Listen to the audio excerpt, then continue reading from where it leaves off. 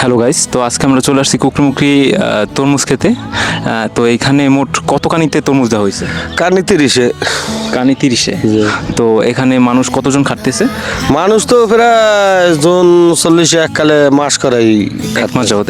সব কি স্থানীয় লোক? স্থানীয় বেতন করা। ও, স্থানীয়। তো মোটামুটি এখানে কত টাকা খরচ হয়েছে?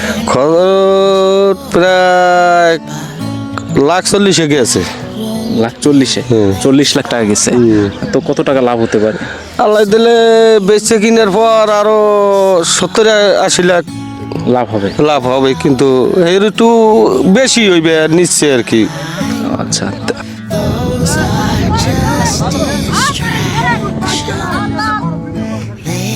Leave you so blind. Sad.